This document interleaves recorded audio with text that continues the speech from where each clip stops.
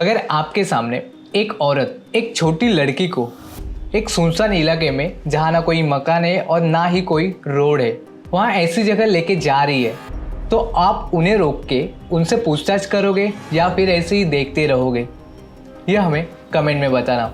तो हेलो दोस्तों, आपका हमारे दस्तक क्राइम के में फिर से एक बार स्वागत है। रोज की तरह हाईवे के दूसरी तरफ बैठा एक सिक्योरिटी गार्ड देखता है कि एक औरत 2.5-3 साल के लड़की को अपने स्कूटी पे बिठा के जहाँ ना कोई रोड है और ना ही कोई लोग है वहाँ लेके जा रही है। और वो रास्ता जंगल और खाली पड़े प्लॉट की तरफ जाता था। अभी तक तो यहाँ सब नॉर्मल चल रहा था। आधे घंटे बाद वही औरत उसी रास्ते से वापस आई, लेकिन वो सिर्फ अकेले आई। वो बच्ची अब उसके साथ नहीं थी। ये सिक्योरिटी गार्ड ने नोटिस किया। उसके मन में सवाल आने लगे, यहाँ ना कोई रहने वाला है और ना ही कोई यहाँ मकान है, तो वो औरत उस बच्ची को वहाँ क्यों लेके गई और वो आते वक्त अकेली ही क्यों आई? उस बच्ची को उसने कहाँ छोड़ा होगा? मन में उठने वाले इन्हीं सवालों को देखकर पहले तो उसे लगा कि उसे धोखा हुआ है, पर फिर भी उसका मन नहीं माना तो वो उसे देखने के लिए निकल पड़ा। सिक्योरिटी गार्ड उस रास्ते पर बस 30-40 मीटर ही चला होगा और चलते वक्त बच्ची के पैरों के निशान देखते वक्त उसके रोंगटे खड़े हो गए, क्योंकि आधे घंटे के अंदर बच्ची कहाँ गायब हुई होगी? क्या उसे यहाँ से कोई ले गया होगा या फिर कोई बड़ा हादसा हो गया होगा?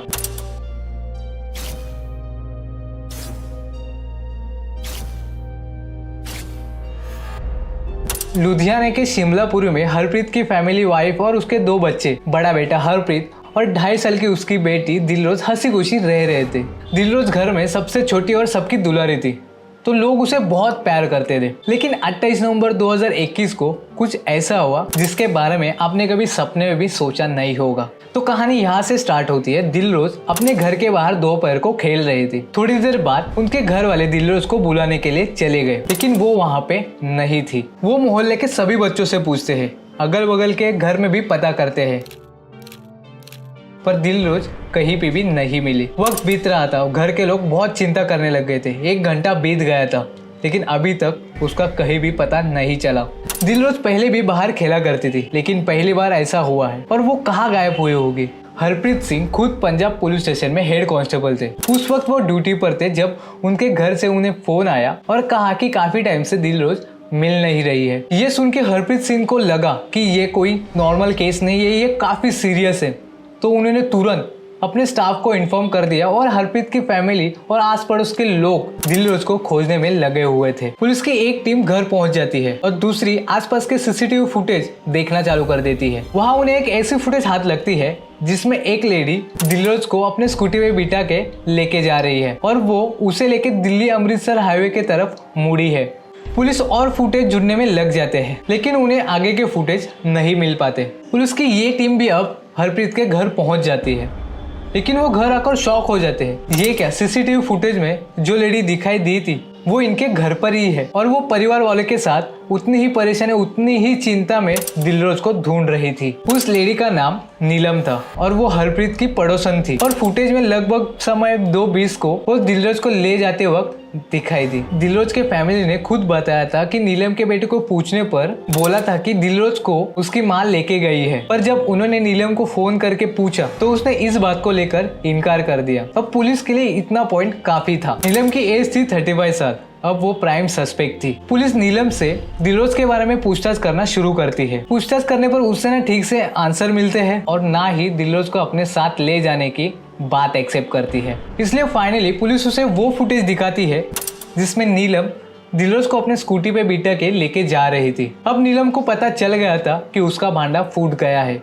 अभी झूठ बोल के कोई फायदा होने वाला नहीं है। ये सब होने के बाद नीलम अब सारा सच उगलना शुरू कर देती है और उनसे कहती है कि चलो मैं आपको दिलरोज के पास लेके चलती हूँ। नीलम पुलिस और दिलरोज के फैमिली को उसी अमृतसर हाईवे के पास वो लेके जाती है जिस तरफ वो फुटेज में जाते दिखाई दी। पुलिस को अब ऐसे लगने लग गया था कि अब बच्ची मिल जाएगी, क्योंकि इतने फास्ट सब कुछ हो रहा था। दूसरी तरफ हरप्रीत की फैमिली कैसे भी करके दिलरोज के पास पहुंचना चाहती थी। नीलम उन्हें शिमलापुरी, जहां उनका घर था, लगभग वहां से 13 किलोमीटर दूर हाईवे से उतरकर एक कच्चे रास्ते की तरफ लेके जाती है। ये इलाका सलीम ताबरी नाम का था, जहां सिर्फ जंगल और खाली प्लॉट पड़े थे। मुश्किल से 50 मीटर के दूरी पर नीलम वहां एक खाली प्लॉट की तरफ इशारा करती है। आगे जो होने वाला था वो सबके लिए काफी डरावना था। नीलम ने जिस तरफ इशारा किया था उस प्लॉट के जमीन पर एक छोटा सा मिट्टी का ढेर था और उसी ढेरे के पास दिलरोज के पैरों के निशान थे। सभी का दिल चीख उठा, पर मानो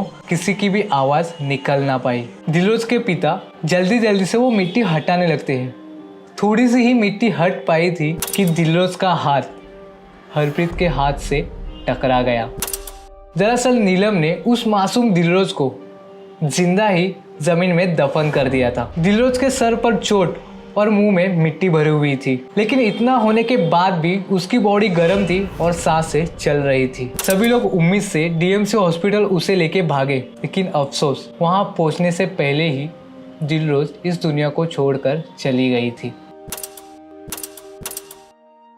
पुलिस की टीम क्राइम सीन पर ही रुकती है, जहां उन्हें एक मोस्ट इम्पोर्टेंट गवाह मिलता है, वही सिक्योरिटी गार्ड, जिसके बारे में मैंने आपको पहले ही बता दिया था। सिक्योरिटी गार्ड हाईवे के दूसरी तरफ चेक पोस्ट पर ड्यूटी पर था। पुलिस को देखते ही उसे लग गया शायद ये उसी बच्ची के सिलसिले में यहाँ आए हैं, और वो वहां जाके पुलिस को सब कुछ बता देता है जो भी उसने देखा था। वो जानकारी तो देता है पर अफसोस भी करता है, क्योंकि पुलिस वाले बोल रहे थे कि वो लोग 10 मिनट भी पहले यहाँ पहुंच जाते तो शायद दिलरोज को वो बचा लेते, क्योंकि उस वक्त वो जिंदा थी। गार्ड ने बताया कि जब वो खुद प्लॉट पर आया तो बच्ची के पैरों के निशान देखते ही उसने चेक पोस्ट पर 2 अधिकारियों को इन्फॉर्म कर दिया। उनके साथ प्लॉट पर वापस आया और आसपास वो ढूंढने लग गए थे। उसके दिमाग में आया कि उस लेडी ने उस बच्ची को बेचा तो नहीं, लेकिन ऐसा कुछ होगा उसे थोड़ा भी अंदाजा नहीं था। अब बाकी था सबसे बड़ा सवाल कि ऐसी क्या वजह रही होगी जो नीलम ने उस मासूम दिलरोज की जान ले ली। हरप्रीत की फैमिली के लिए नीलम वो आखिरी शख्स होगी जिस पर उनका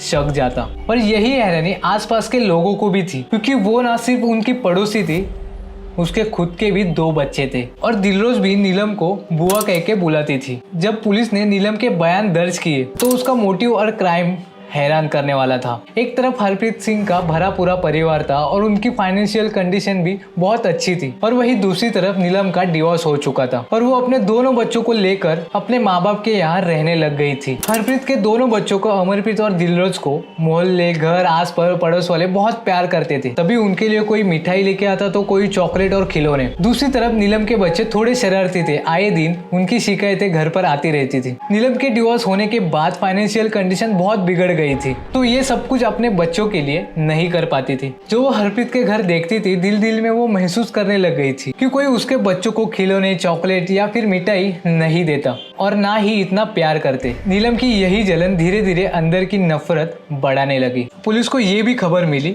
कि नीलम के घर पर बाहर के लोगों का आना जाना भी था, क्योंकि उसका तलाक हुआ था इसलिए। आसपास के लोग तो उसके कैरेक्टर पर सवाल उठाते, बल्कि उसके माँ से शिकायत भी करते थे। इसलिए नीलम ने घर से दूसरी तरफ रहने का फैसला कर लिया था और उसने रहने के लिए घर भी देख रखा था। 28 नवंबर 2021 को दोपहर के 2:15 बजे नीलम का सामान शिफ्ट हो ही रहा था, लेकिन उसके दिल में घर से जाने वाली नाराजगी और सबसे बदला लेने की आग थी। वो उसी दिन बस अपना घर छोड़ के जा ही रही थी, पर उसने घर के बाहर दिलरोज को खेलते वक्त देख लिया। ना जाने नीलम के दिमाग में क्या आया कि उसने खेलते हुए दिलरोज को अपने स्कूटी पे बिठा लिया। बेचारी दिलरोज घूमने फिरने के धोखे में उसके साथ चली गई, क्योंकि उस मासूम को क्या खबर कि दिमाग में गुस्सा और दिल में नफरत पले नीलम आज उसकी बुआ नहीं, एक शैतान बन गई है जो उसकी जिंदगी मिटाने वाली है। घर से काफी दूर जाने के बाद उस हाईवे किनारे उसे एक कच्चा रास्ता दिखाई दिया, जहाँ ना कोई लोग है और ना ही कोई मकान। कच्चे रास्ते से होते हुए वो उसी प्लॉट पर उसे लेके गई, जहाँ उसने नीचे पड़ी हुई ईंट लेकर दिलरोज के सर पर मार दिया, और जब दिलरोज रोने लग गई तो उसके मुंह में मिट्टी भर दी और जमीन में उसे जिंदा ही दफन कर दिया। दिलरोज की जान दम घुटने से गई थी।